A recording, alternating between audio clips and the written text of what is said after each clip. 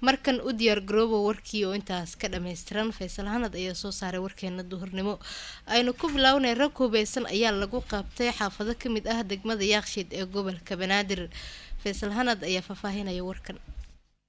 ciidamada booliiska ee ka howlgala degmada Yaaqshiid ayaa waxay ku guuleysteen inay gacanta ku soo dhigaan rag burcad ah oo sida la sheegay dhac u geysan jiray dadka shacabka saraakiisha booliiska degmada Yaaqshiid waxa ay sheegeen howlgal saakay ciidamada booliiska ay ka sameeyeen degmadaasi inay ku guuleysteen soo qabashada rag burcad ah oo 2 nin ah oo watay mooto bajaaj kuwaasi oo sidoo kale watay 2 bistooladood saraakiishu waxa intaasi ku dareen raggan burcada inay isku dayeen inay ka baxsadaan gacanta booliiska kadib markii la eryaday ayna galeen xaafado ka mid ah degmada Kaaraan oo ugu dambeyn ciidamada booliiska degmada Yaaqshiid ay ka soo qabteen raggan ayaa isku dayay inay iska caabiyaan booliiska laakiin waxa suura gashay in si nabad ah ciidamada booliiska ay ku soo qabtaan laguna xiro saldhigga degmada Yaaqshiid halkaasi oo saraakiisha booliiska ay sheegeen in ay ku baarayaan raggan burcada ah maalmihii dambe waxaa jirta xaafado ka mid ah degmada Yaaqshiid rag wato mooto bajaaj inay dadka shacabka ka dhici jireen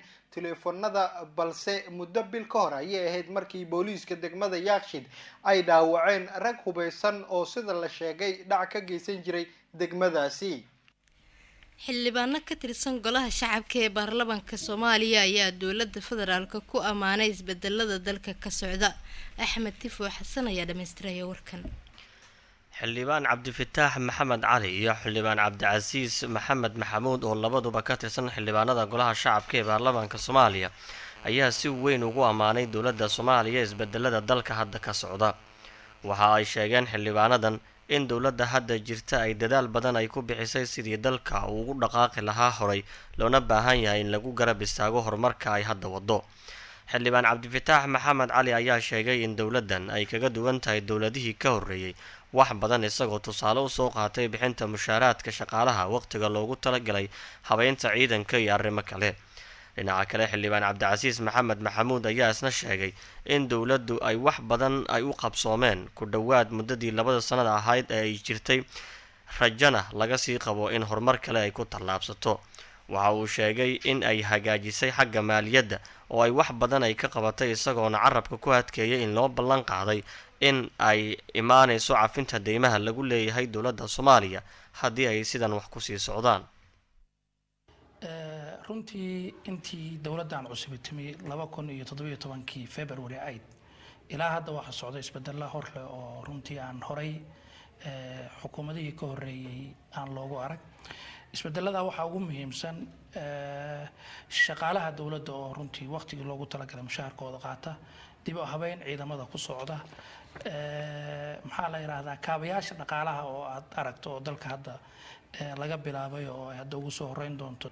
wax qarsoon maaha wax shacbiga Soomaaliyeed oo dhan ya ay maaragtay iyo adduunkuba ay ka dharagsan yihiin way dowlad 2 sano jirtay oo takalgaraysay ama maxay ahayd toy horumar fiican ka gaadhay qorshihii maaliyadeeda iyo dakhligeeda yaa inay horumar ballaaran ka gaadho oo hay'adihii IMF iyo World Bank dowladda maxay ahayd toy ku lahaa deemahu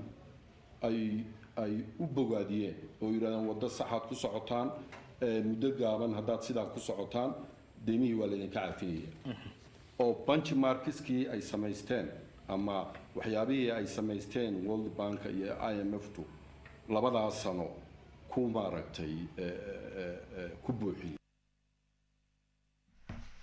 dowladda uu madaxweynaha ka yahay madaxweyne maxamed cabdullaahi maxamed farmaajo ayaa jirta ku dhowaad 2 sano iyadoo February 2017 madaxweyne dalka uu ka noqday farmaajo waxaana xusid mudan in muddadii ay hadda jirtay la kulantay dhaliil iyo ammaan intaba iyadoo ay jirto in ra'iisul wasaare Xasan Cali Khayre iyo madaxweyne maxamed cabdullaahi maxamed farmaajo oo ku dhowaad 2 sano wada shaqeynaya aysan wax khilaaf ah soo kala dhexgelin haddii uu jiro khilaaf in uu soo kala dhexgalaana uusan marnaba banaanka u soo bixin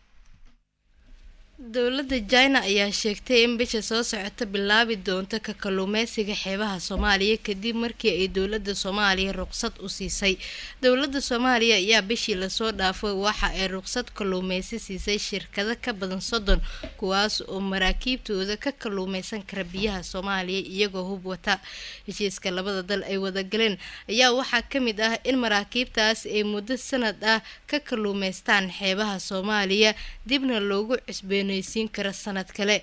Hay-adaha ka faalooda ammaanka badda ayaa waxa ay sheegayaan in sanadkii la soo dhaafay 2017 ay burcadbadeeda Soomaalida geysteen weeraro ka badan sanadkii ka horeeyay 2016. Maraakiibta China ayaa loo ogolaaday inay hub soo qaadan karaan haddii ay la kulmaan weerarada burcadbadeeda si ay isaga difaacaan. Heshiiskan ayay dowladda federaalka Soomaaliya u aragtaa soo jiidashada maalgashatada iyo kalluumeysatada caalamiga taasoo iyana qayb ka ah kobaca dhaqaalaha ee dalka. wasiirka diinta iyo waqaafta ee xukuumadda Soomaaliya ayaa dalka Sacuudi Carabiya kula kulmay madaxa hay-adaha u adeegta xujayda. Cali Xasan Cali ayaa faahfaahinaya warkan. wasiirka wasaaradda arrimaha diinta iyo waqaafta xukuumadda Soomaaliya xildhibaan Sheekh Nuur Maxamed Xasan oo maalmihii dambe howlo shaqo u joogay dalka boqortooyada Sacuudiga ayaa maanta kulan la qaatay madaxda hay-adda u adeegta xujayda dowladda Carabta. waxaa wafdiga wasiirka soo dhaweyn u sameeyay gudoomiyaha hay-adda injineer Cabbaas Cabdiqani Qudbaan iyo mas'uuliyiin ka tirsan hay-adda. labada dhinac ayaa waxa ay dib usula eegeen caqabadihii qabsaday xujayda Soomaaliyeed sanadkii la soo dhaafay.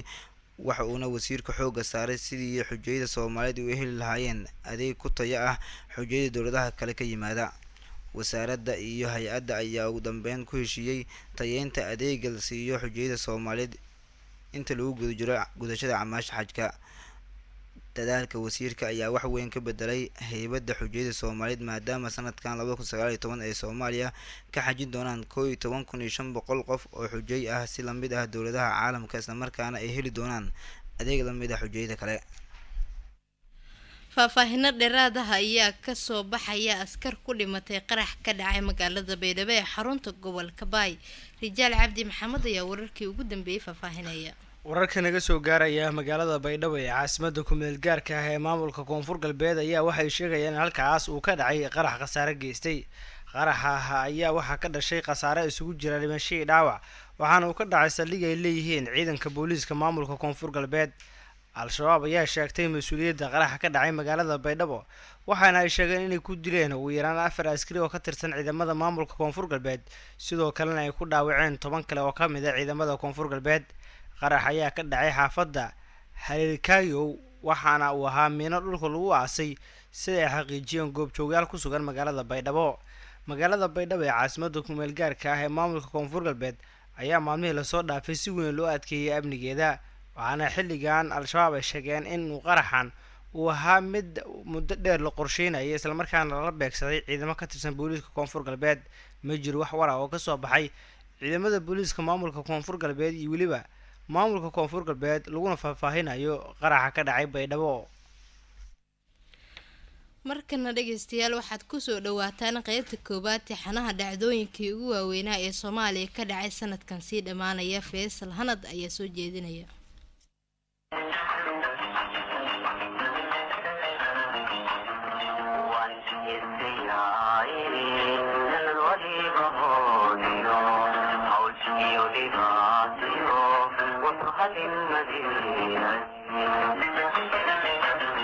dib u milicsiga dhacdooyinkii ugu waaweynaa ee saaxada siyaasadda Soomaaliya midda amniga iyo horumarada ayaan ku eegi doonaa warbixino taxane inoo noqon doona oo maalmahan idaacadda Risaale si toos ah idinkugu soo tabinayso.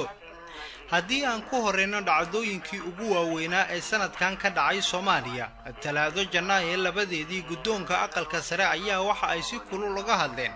weerar lagu qaaday guriga Senator Cabdi Xasan Cawaale Qaybdiid uu ka degan yahay magaalada Muqdisho. war ay soo saareen aqalka sare ayay ku amreen wasaaradda gaashaandhigga in si degdeg ah u horgeyso maxkamadda ciidamada qalabka sida askartii ka dambeeyay weerarkaasi inkastoo arrintaasi aanay dhicin. Arbaco Janaayo 3 siyaasiga Cabdiraxmaan Cabdishakuur Warsame ayaa ka baaqday inuu hortago maxkamadda racfaanka gobolka Banaadir oo loo ballansanaa maxkamadda ayaa waxba kama jiraan ka soo qaaday go-aankii ay horey u gaartay maxkamadda gobolka banaadir oo ahaa in aan wax raacfaan ah laga qaadan karin dacwadda cabdiraxmaan cabdishakuur waxaana loo fasaxay xeer ilaalinta inay sii wataan baaritaankooda la xiriira eedeymaha ka dhankaa siyaasigaasi sidoo kale maxkamadda ayaa ka mamnuucday safarada dibadda ah cabdiraxmaan cabdishakuur intii uu socday baaritaanka la xiriira dacwadihii loo haystay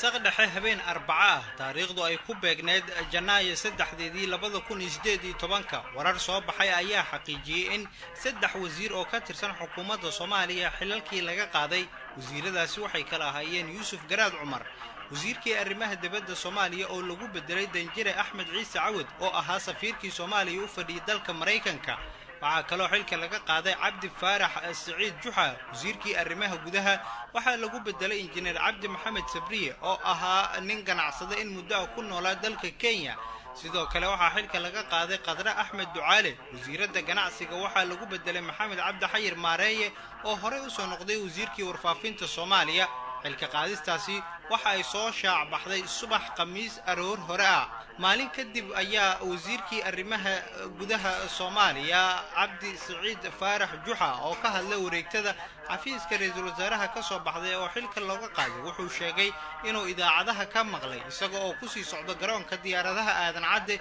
si uu u qaban qaabiyo safar madaxweynaha uu ku tagi lahaa magaalada Garowe isniin Janaayo 15keedii al-shabaab ayaa markii u horeysay war ka soo saaray mowqifkooda ku aadan Sheekh Muqtaar Roobo Cali Abu Mansuur oo wada hadal xilligaasi kula jiray dawladda Soomaaliya isla markaana isku soo dhiibay bishii Agoosto ee sanadkii hore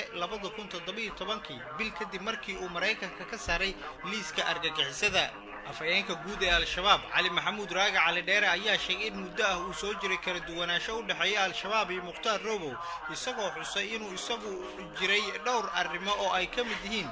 caqiidada iyo arrimaha ku aadan hay'adaha ka howlgalaya deegaanada ay al-shabaab gacanta ku hayaan taasina ay keentay waxyaabaha ugu waaweyn ee ay ku kala aragti duwanaayeen Roobo iyo al-shabaab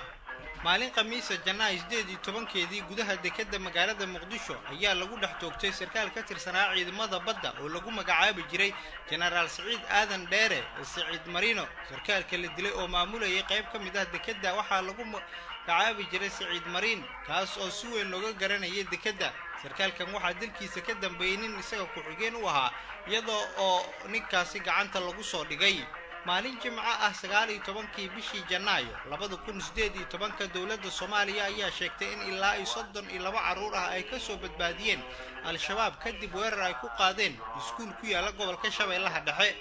maalin axada Janaayo 21keedii 2018 sanadkan sii dhamaanaya madaxweynaha Soomaaliya Maxamed Cabdullaahi Farmaajo ayaa wareegto uu soo saaray u magacaabay gudoomiyaha gobolka Banaadir Cabdiraxmaan Cumar Cismaan Yariisow oo hore u ahaa wasiirka warfaafinta iyadoo dhammaan xilalkii laga qaaday xubnihii hayay xilalka gudoomiye ku-xigeenada iyo xogayaha guud ee gobolka Banaadir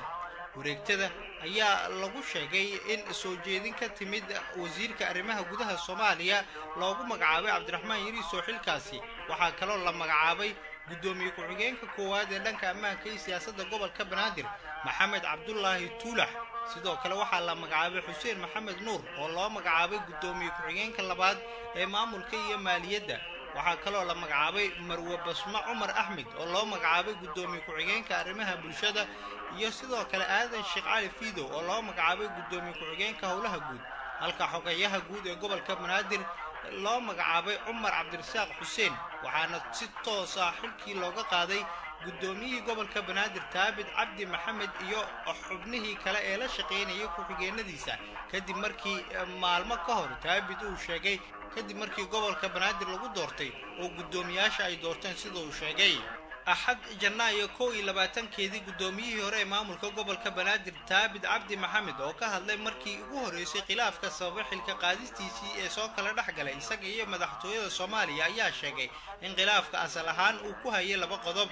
تابد أيها شاقي انقضب كوهوري خلاف كاني وها حسلوني دا عاصمة أو سيدا وشاقاهيد أرنسي قود إساقار أهبا وباها نبطونيمو يضا الله إلالينا ينبضي إسرين تشرعيقا qodobka labaad ayuu ku sheegay shirkii wada tashiga ee nabadda iyo horumarinta gobolka Banaadir oo ahaa shir dhinacyo kala duwan ay aragtidooda kusoo bandhigi lahaayeen oo reer muqdisho ah laakiin arrintaasi aanay suuro gelin talaado janaayo 30keedii gudoomiyaha gobolka banaadir ahna duqa magaalada muqdisho cabdiraxmaan cumar cusmaan yariisow ayaa wareegtadii ugu horeysay uu soo saaray waxa uu si rasmi ah uga joojiyay dhismaha ka socday dhulka danta guud ee biyaha liibaro ee ku yaala aaga ceelgaabta ee degmada xamar jajab gudoomiyaha ayaa hay'adaha ay qusayso ku wargeliyay joojinta howlaha dhismaha ee socda waxaana uu tilmaamay in aan loo dulqaadan karin in hantida qaranka si gaar ah looga faa'iideysto talaado Febraayo 6deedii maxkamadda darajada koowaad ee ciidamada qalabka sida ayaa xukunno kala duwan ku riday eedeysanayaal la xiriirinayay qaraxii 14 Oktoobar ee sanadkii 2017 ka dhacay isgoyska Soobe ee magaalada Muqdisho maxkamadda ayaa tan wixii ka dambeeyay qaraxaasi ku howlaneed baarista sida uu u dhacay qaraxa iyo waliba dadkii ka dambeeyay waxaana ay ugu dambeyn riday xukunno isugu jira xabsi daa'in xarig iyo eedeysanayaasha qaar oo la sii daayay kadib markii wax dambi ah lagu waayay maxkamadda ayaa xasan aadan isaaq cali ku riday xukun dil toogasho cabdullaahi ibraahim xasan absuga oo maqan waxaa lagu xukumay xabsi daa'in cabdiweli axmed diiri waxaa lagu xukumay 3 sano oo xabsi ciidana dhammaantood waxaa lagu eedeeyay qaraxii Soobe inay ku lug lahaayeen jimco Febraayo 23keedii dagaalyahano ka tirsan ururka al-shabaab ayaa weeraray barta kontarool ee ciidanka ay ku leeyihiin isgoyska sayidka iyo sidoo kale hoteelka Doorbin ee magaalada Muqdisho dableyda al-shabaab ka tirsaneed oo isgoyska sayidka xoog ku soo maray ayaa ugu dambeyn lagu dilay nawaaxiga golaha shacabka al-shabaab waxa ay sheegeen in weerarkaasi ay ugu tala galeen qorshahoodan uu ahaa madaxtooyada Villa Soomaaliya sidoo kale weerar kale oo lagu qaaday hoteelka Doorbin oo gaari waxyaabaha qarxa laga soo buuxiyay ayaa halkaasi ku qarxay waxaana tirada guud dadka ku dhintay qaraxyadaasi ay noqdeen 30 ruux sida saraakiisha dawladda ay sheegeen intaas ayaan ku soo koobaynaa dhageystayaal qaybta koowaad warbixino taxana inoo noqon doona oo aan dib ugu eegi doono dhacdooyinkii ugu waaweynaa ee ka dhacay Soomaaliya sanadkan sii dhamaanaya